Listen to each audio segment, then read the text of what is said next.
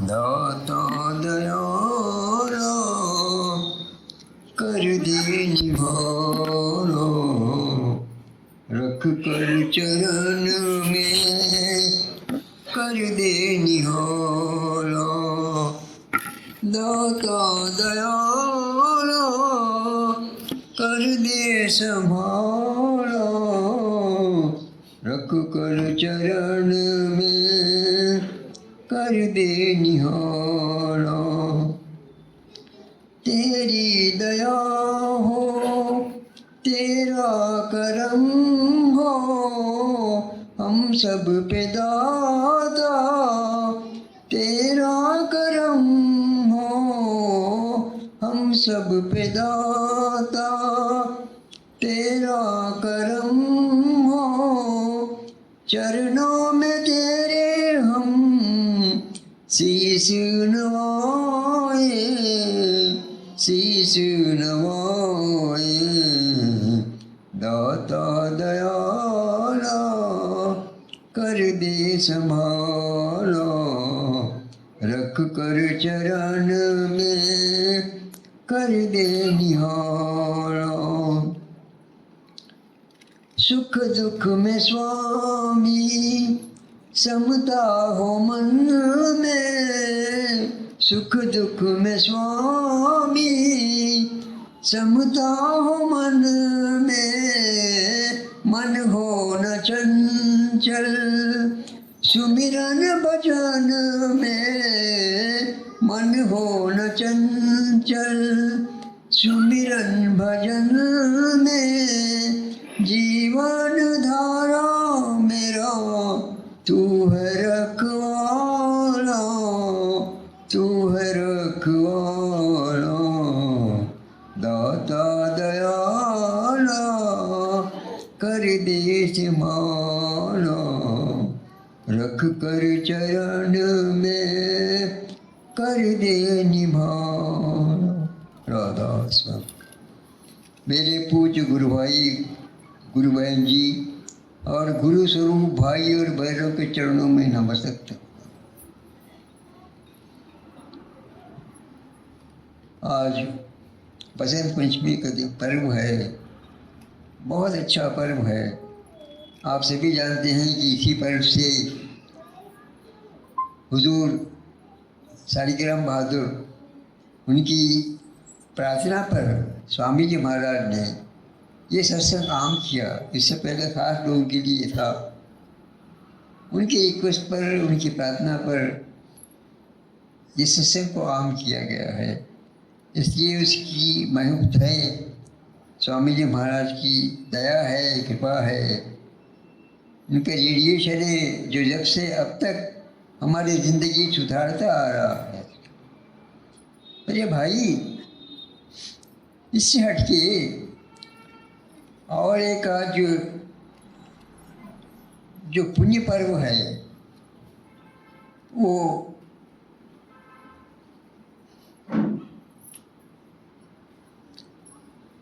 सरस्वती की पूजा है। और महायज्ञ है, कई सालों में होता है। लोग आते हैं, करते हैं। 140 साल में एक प्रथमवार महायज्ञ ऐसा अवसर आता है कि सब गंगा में डुबकी लगाते हैं और अपने पापों से छुटकारा पाते हैं। इस बारे में मैं आपसे यही कहूँगा कि ये जो पर्व है ये आस्था का पर्व है, विश्वास का पर्व है। इस बारे में मैं एक छोटी सी घटना आपको बताना चाहता हूँ। महायज्ञ पर्व चल रहा था, लोग आ रहे थे, डुबकी लगाते रहे थे, हर हर गंगे बोल रहे थे, अपने पापों से छुटकारा पा रहे थे। वो दूर पर गंगा के किनारे भगवान शिव और माता पार्वती चट्टान पे बैठे हुए थे। सुबह से शाम तक कई हजार लोग आए, गंगा में डुबकी लगा, हर हर गंगे बोले और चले गए। तो माता पार्वती कहने लगी, हुजूर प्रभु, अगर इतने लोग, जितने लोग जो उसमें डुबकी लगा के जा रहे हैं, अगर इतने लोग अगर उन पापों से छुटकारा मिल जाए और ये अगर हमारे देश में आए तो हम कहाँ रहेंगे? ये सब हमारे पास आएंगे तो हम कहाँ रहेंगे? तो भगवान शिव मुस्कुराए, बोले देवी बात ऐसी नहीं है, बात श्रद्धा की और विश्वास की है। बोले महाराज बताइए क्या बात है? ये क्या इतने लोग, जो हजारों लोग आ रहे हैं, गंगा में डुबकी लगा रहे हैं, हर हर गंगे बोल रहे हैं, क्या इनमें श्रद्धा है, ये विश्वास नहीं है क्या उसका? तो बोले देवी चलिए देखते हैं, बताते हैं आपको किसमें विश्वास है, किसमें विश्वास है। चले नीचे, चढ़ से नीचे उतर आए। भगवान शंकर एक बूढ़े आदमी का अवतार धारने के लिए पूरा, और माता पार्वती एक खूबसूरत लड़की के रूप धारण कर लिया और दोनों आके गंगा के किनारे बैठ गए। भगवान शंकर बूढ़े के अवतार में थे, शाल उड़ा दिए, पीछा वहाँ सो गए वो, और माता पार्वती पैर के पास बैठी। लोग आ रहे हैं, चले जा रहे हैं, आ रहे हैं, जा रहे हैं, आ रहे हैं, जा रहे हैं। सुबह हो गई, शाम हो गई, शाम के करीब करीब तो बहुत से लोग जब आके माता पार्वती से पूछा कि देवी आपके क्या जन्म में क्या है, क्यों बैठी हुई है, क्या बात है? तो माता पार्वती कहने लगी, देखिए ये मेरी पति हैं, इनका देहांत हुआ है और मैं चाहती हूँ कि इनका क्रियाक्रम गंगा के किनारे हुआ जाए। बड़ी ये कौन सी बात है, तो गंगा का किनारा ही है, आप हमें परमिशन दीजिए, हम इनका क्रियाक्रम करेंगे। तो बोलिए देखो बेटे, मेरी एक ही शर्त है, ऐसा आदमी जिसने अपनी ज़िंदगी में कोई पाप नहीं किया हो, वैसा आदमी मेरे पति के दाह संस्कार कर सकता है। अब ये सुना था सब परेशान, भाई ऐसा आदमी कौन है जो जिससे किसी से कोई पाप नहीं हुआ हो उससे? तो सब लोग आना पूछना चले गए, आगे पूछने चले गए, सब लोग ये क्या गए। आहिस्ता आहिस्ता कम होते कम होते कम होते 5-10 लोग रह गए, वो लोग भी चले गए। आखिर एक युवक बच गया, वो देर से आया। वो आने के बाद माता के पास आया, क्या माते आपकी क्या समस्या है, क्यों बैठी हुई है यहाँ पे ऐसा? तो बोले मेरी समस्या ये है, मेरे पति का दाह संस्कार करना है। यो कौन सी बड़ी बात है, तो गंगा का किनारा है, मैं अभी आप परमिशन दीजिए, मैं कर देता हूँ। बोले बेटे बेटे वो बात नहीं है, मेरी शर्त ये है कि जिसने कोई पाप नहीं किया हो, जिसने कोई पाप नहीं किया हो वही मेरे पति का दाह संस्कार कर सकता है। तो थोड़ी देर खामोश होगा। वो कौन सी बड़ी बात है अम्मा, आप परमिशन दीजिए, मैं करता हूँ। तो गया, जाके सब सामान ईमान जो भी दाह संस्कार का सामान तैयार कर लिया। उसके बाद आके बोला माते आप बाबा आज्ञा दीजिए, मैं दाह संस्कार करता हूँ। तो उन्होंने कहा, माता पार्वती ने कहा कि बेटा तुमसे कोई पाप नहीं हुआ क्या, तुम पापी नहीं हो, पुण्यात्मा हो, तुमसे बचपन से अब तक कोई पाप नहीं हुआ। तो बोले मैं पापी हूँ माते, मैं महापापी हूँ मैं, लेकिन मेरे मन में विश्वास ये है कि गंगा में जो भी अगर पवित्र पापी है, गंगा में डुबकी लगाता है तो उसके पूरे पाप धल जाता है इसका। ये विश्वास मुझ पे है, आप मुझे आज्ञा दीजिए, मैं जाके पवित्र बन के आता हूँ, फिर आपको आता हूँ। ये सुनना था। भगवान शंकर गुस्सा से उठ के बोले, देखो देवी सुबह से कितने लोग हैं, हजारों लोग हैं, मगर विश्वास किस में है? इस आदमी में मुझे विश्वास है कि गंगा में डुबकी लगाने के बाद पवित्र हो जाता है, वो विश्वास किस में है? ये इसमें। इसलिए आप जो समस्या थी कि सभी लोग आके हमारे पास अगर ईश्वरों को बच गए तो हम कहाँ जाएंगे? देखिए ये काबिल रहने का यही आदमी है। तो मेरे भाई कहने का मतलब ये है कि ये पर्व क्या है, पसंद का पर्व क्या है, रहस्य मत क्या है? रहस्य मत आस्था और विश्वास का पर्व है। क्यों है? क्योंकि उसमें सदगुरु की इम्पोर्टेंस है। जिस आदमी को जन्म मरण से छुटकारा पाना है, एक मरतबा जब महाराज जी दत्ताचार्य जी महाराज के सत्संग हो रहा था, तो उसमें से एक व्यक्ति एक सत्संगी ने कहा कि महाराज ऐसा कौन सा व्रत किया जाए, कौन सा व्रत किया जाए, कि कौन सी पूजा किया जाए जिससे आवागमन से छुटकारा मिले। तो गुरु महाराज ने कहा किसी मंदिर जाने की जरूरत नहीं है, मस्जिद जाने की जरूरत नहीं है, गुरुद्वारा जाने की जरूरत नहीं है। अपने घर में बैठ के अपने अंतर में इंटर गई आप सब अभ्यास करो। उसका तरीका क्या है? उसका कि आप में आस्था होनी चाहिए। पहली चीज़ है कि सदगुरु की तलाश करो। राजस्व में वही कहा जाता है, सदगुरु की तलाश कीजिए। आप सदगुरु की तलाश करने के बाद उनके वचन सुनने के प्रयत्न कीजिए। 1 मरतबा, 2 मरतबा, 3 मरतबा, 4 मरतबा, जहाँ जहाँ पर उनके प्रवचन होंगे वहाँ जाकर उससे फ़ायदा उठाइए। उससे क्या होगा आपको कि आपके जो मन में कीड़ाएँ हैं, गंदेपन है, गंदे विचार है, वो सब दूर होते जाएंगे। आहिस्ता आहिस्ता आप में शीतलता आती जाएगी। जब शीतलता आती जाएगी, जब आप गुरु धारण कीजिए। गुरु धारण करने से फ़ायदा क्या है? पहला फ़ायदा ये है कि आपको आवागमन से छुटकारा मिलेगा। दूसरी ये है कि आपके अच्छे और बुरे, शुभ और अशुभ कर्म खत्म जाएंगे। तीसरी वो है आपकी इच्छाएं पूरी होगी। ये गुरु के चरणों में जाने के बाद आपको मिल सकता है, इसलिए गुरु के चरण जाना जरूरी है।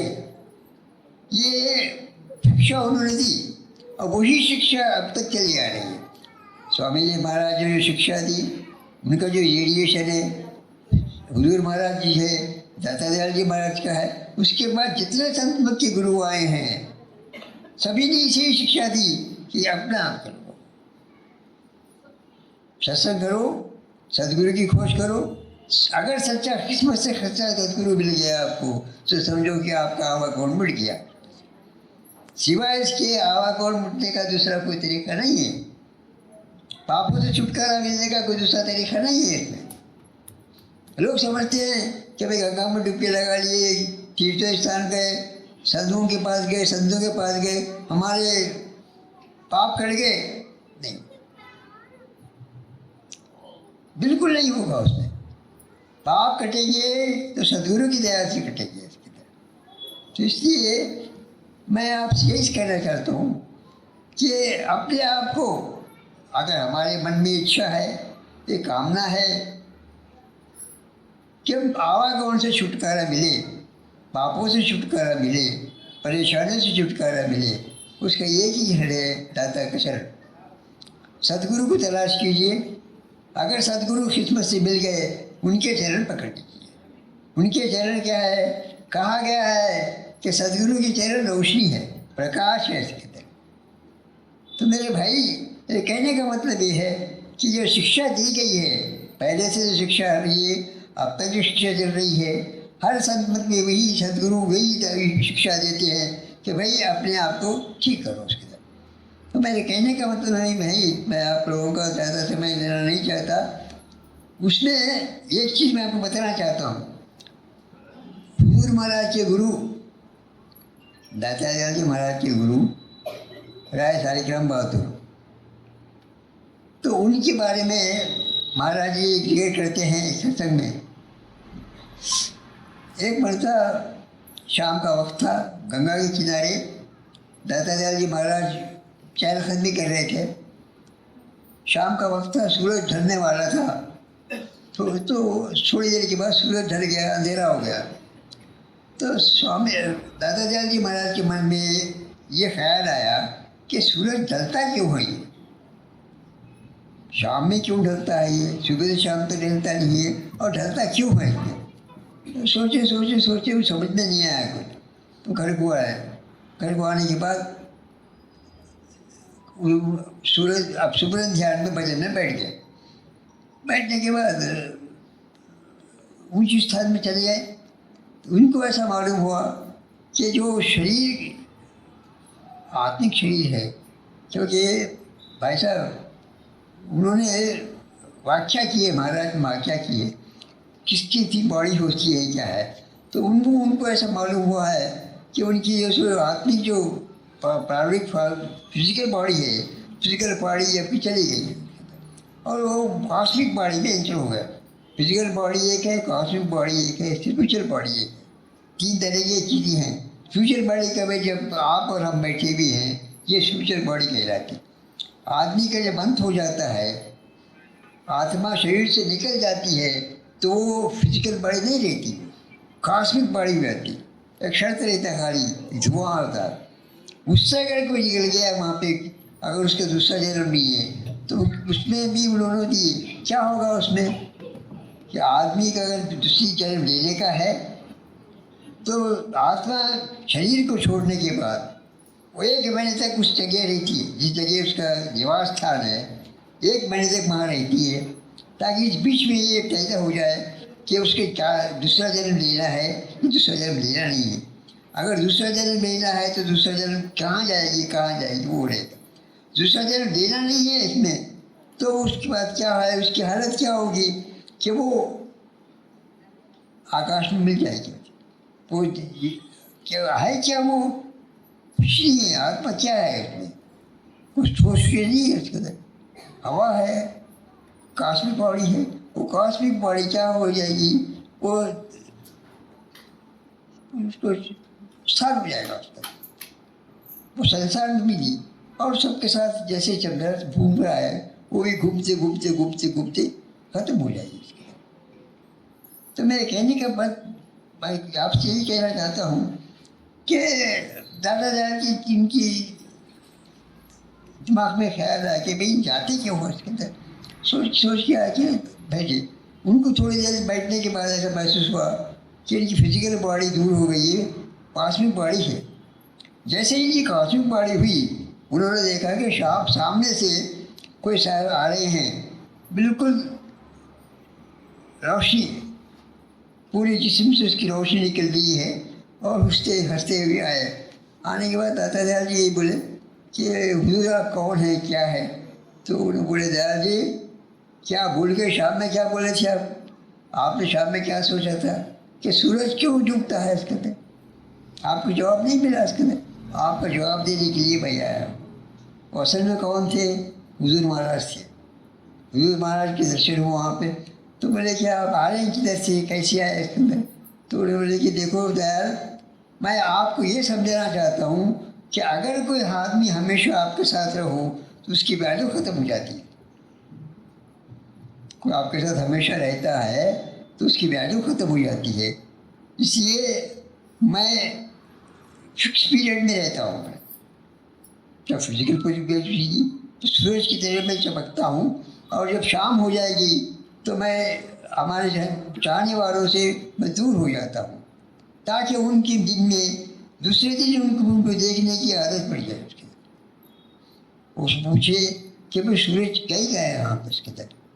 तो ये समझाने के लिए मैं आया हूँ। वो ये बात जैसी चल रही थी, सूरज से उतने में सुबह हो गई। सुबह होते हुए हुजूर महाराज ने कहा देखिए दयाल साहब, मेरा वक्त हो गया है, मुझे ऊपर चमकना है, उसमें मैं जा रहा हूँ। आपका मेरा कुछ खत चिंता, आपकी जो मन में भावनाएं थी उसको क्लियर किया हूँ मैं, और आइंदा से कोई भावना मत रखिए मन में। एक जो विचारधारा है विचार की धारा में कीजिए। तो मेरे कहने का मतलब ये मेरे भाई, हम खुशकिस्मत हैं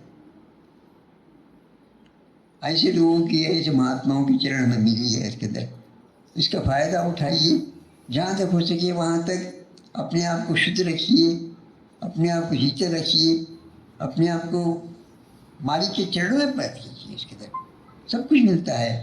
मैं तो आपसे इस शुभ अवसर पर दादा दयाल जी महाराज से, हुजूर महाराज से, स्वामी जी महाराज से, जिनको मैं त्रिदेव कहता हूँ, उनसे मैं प्रार्थना करूँगा कि आज के दिन जो भी सत्संगी भाई यहाँ पे आए हैं, उन सब के मनोकामना पूरी हो, उन सबको दादा दयाल जी के आशीर्वाद मिले। सबको राधा स्वामी।